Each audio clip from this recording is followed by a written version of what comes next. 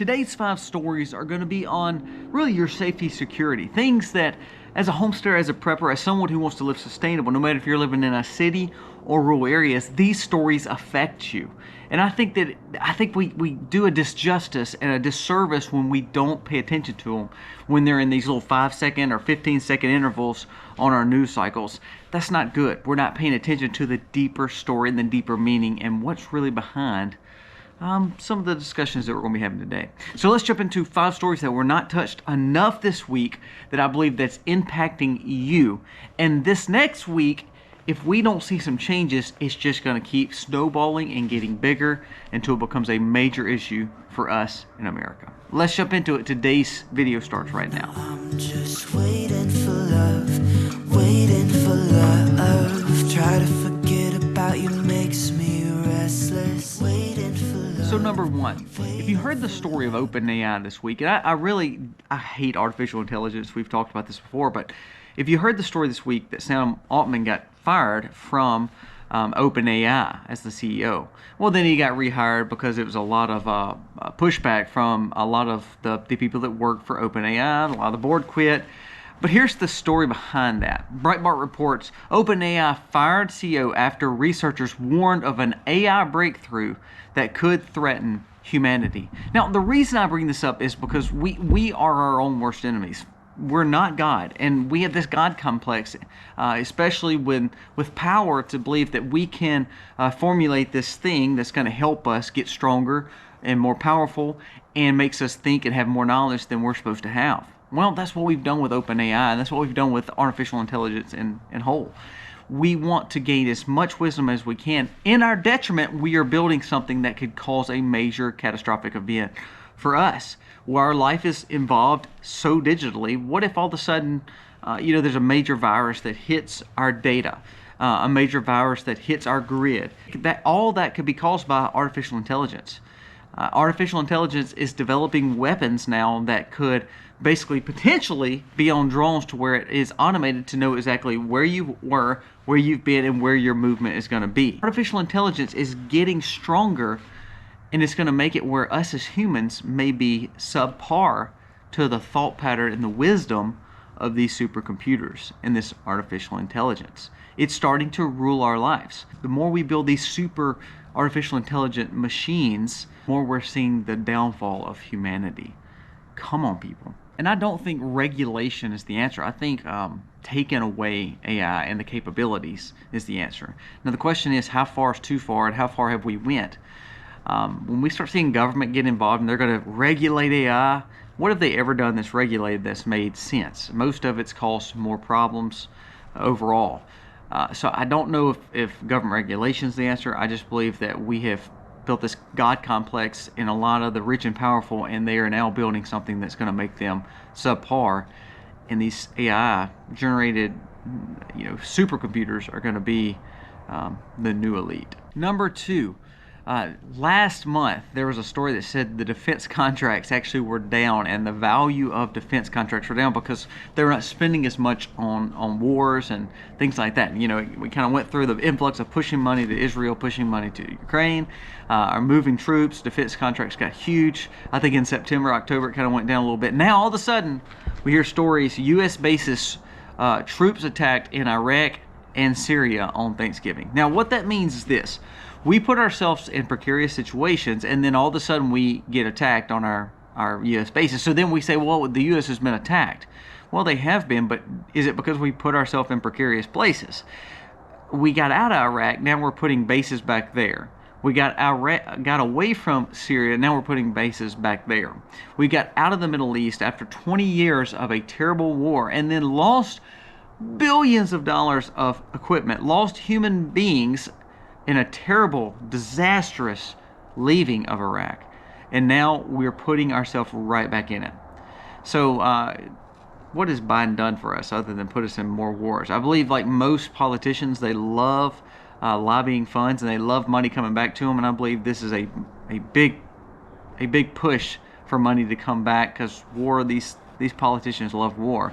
And remember, they're not the ones fighting the wars. It's the common person fighting the wars. And if we don't realize that, and we say we want freedom, we want We want safety. Well, that doesn't happen in Syria and Iraq. It happens here in America.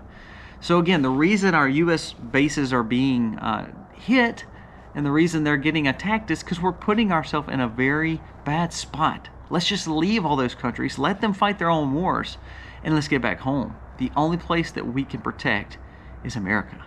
And for some reason we believe we can protect America abroad. Well, let's not try that. Let's try protecting America first, and then when we protect America first, then we can see what we need to do across the world. We need to build defenses up and quit trying to play offense and quit trying to win everybody else's war, because we end up losing Americans for winning, quote unquote, winning other people's wars. But see, what happens is they use the talking points. Well, America is an attack. Americans are being attacked. Well, Americans are attacked, but we shouldn't be on that soil anyway. So be careful, because you're going to hear that conversation. Oh, well, Americans are being attacked. Well, Americans are being attacked, but it's not here in America. It's not even in our countries that people like us. It's in the places that we should not be. There's a report that gun ownership is at record highs for the majority of America. We're seeing over 100% of households own firearms. Now, that's not true as in each household buying them, but it's saying that there are more firearms sold in America than anywhere else in the world, which is a good thing when it comes to our rights to bear arms and protect ourselves. Now, the thing is, though, there's a news story that came out that said that blue states are working around and doing end arounds the law that the Supreme Court has passed down, and also the quote-unquote right to bear arms, the Second Amendment. They're starting to make maneuverings around. That's why, again, I know some of y'all may be lawyers that watch us, but I just don't like people who try to interpret laws and try to find out what is in these laws. And what I mean by that is they try to find end arounds. I think the common sense person should say, okay, when they wrote the Bill of Rights, they did the Constitution. Basically, when it says the freedom of speech, that just means freedom of speech. There is no end arounds, no matter if you like what I say or not. The right to bear arms in the Second Amendment, it doesn't mean that I can only bear certain arms. It just says the right to bear arms. That's not for interpretation, I don't believe. I believe that's a document made on the fact that if you want to have the freedoms to do what you want to do, that gives you the freedoms.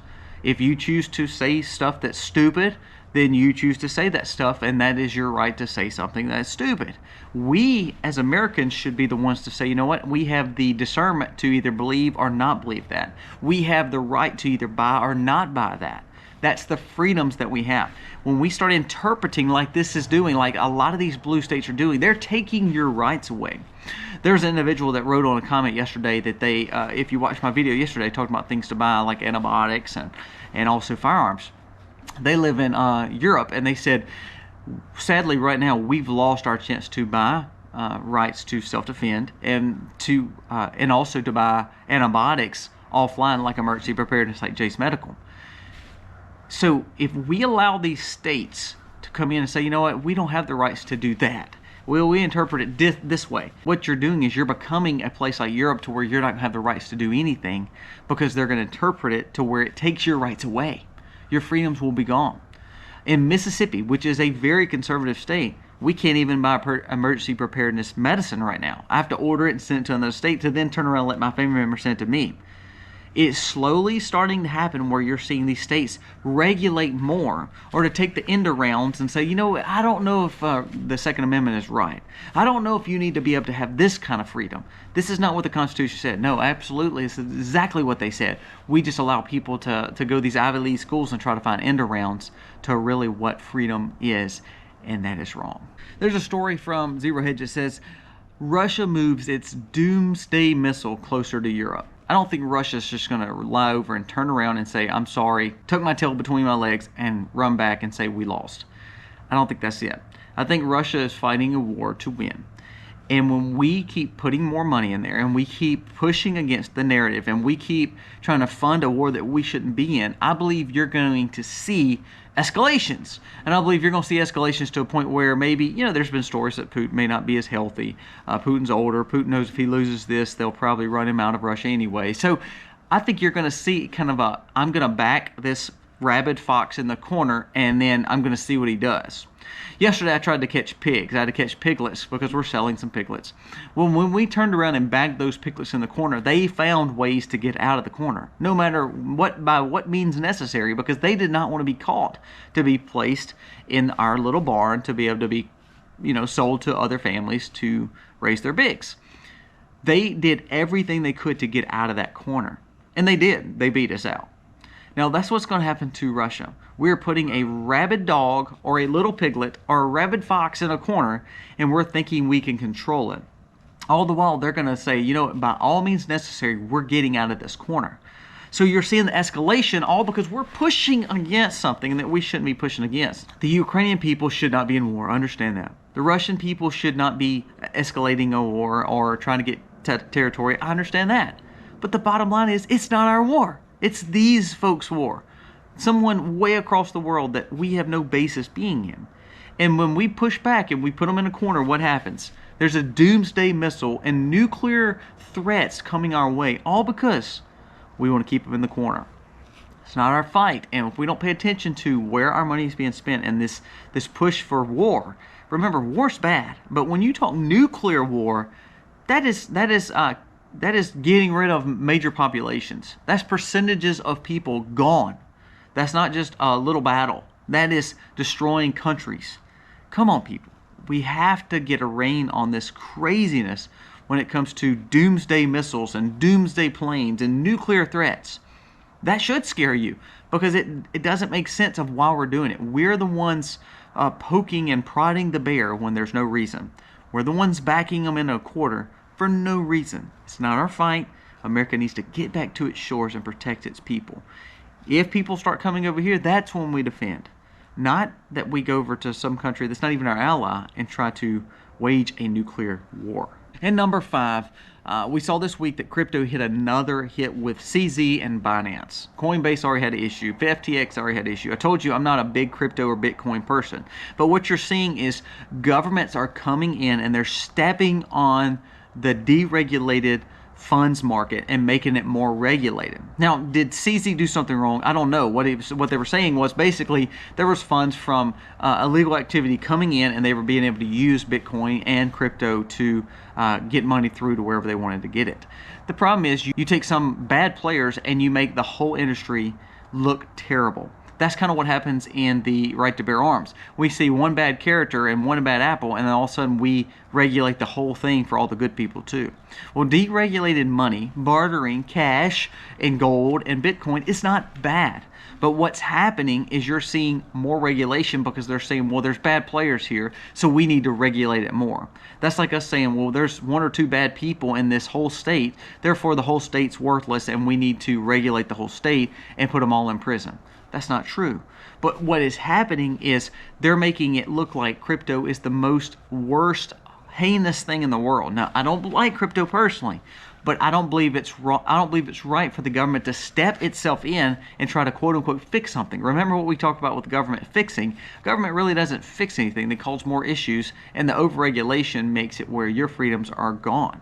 If someone wants to buy Bitcoin or crypto or buy the little stupid little animal cards, and pay a lot of money for them, that's their own prerogative. They could do that. They have the rights and freedoms to do it. If I want to buy gold, I want to buy gold. I don't want anybody telling me I can or can't. If I want to buy, defense mechanisms, and I want to buy or keep cash, that should be my rights. Bartering, that should be my rights.